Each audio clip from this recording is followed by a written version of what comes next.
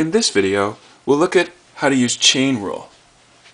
Chain rule basically says take the derivative of the outside function and then take the derivative of the inside function.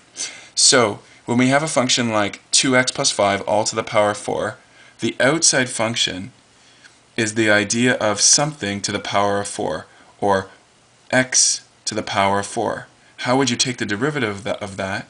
You'd bring the exponent down in front, make it a coefficient, leave the inside for now, and subtract 1 from the exponent. That's how you would do this if it just said x to the power of 4. The 4 would come down, the exponent would subtract by 1. But chain rule says once you've completed the outer function, now do the inner function. Multiply by, what's the derivative of 2x plus 5? Well, the derivative of 2x is just 2.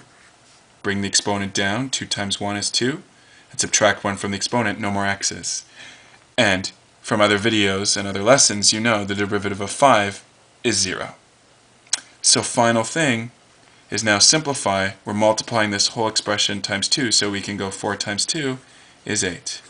And thus we have the derivative of 2x plus 5 to the power of 4 is 8, 2x plus 5 to the power of 3. How did we get that? By doing chain rule, outer function, and once we took the derivative of that, took the derivative of the inner function, 2x plus 5, whose derivative was 2. Let's try that in a more exotic question. Here we have the cosine of 4 to the power of x plus 8x squared. So, what's the derivative of cosine? Negative sine. You just have to know that.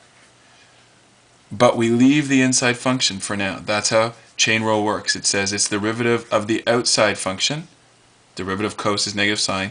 The inside function is still intact. And now we're going to multiply by the derivative of the inside function. What's the derivative of 4 to the power of x? It's just ln 4 times 4 to the power of x.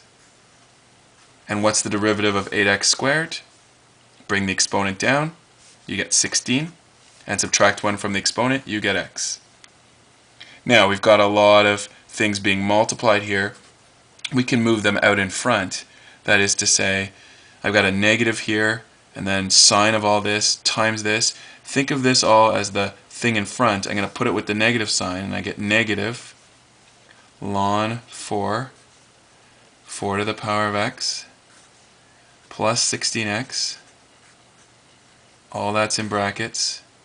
And then sine. So all I did was move this piece out in front with the negative. It's still sine of 4 to the power of x plus 8x squared. So even a complicated looking function can be broken down into its derivative by using chain rule.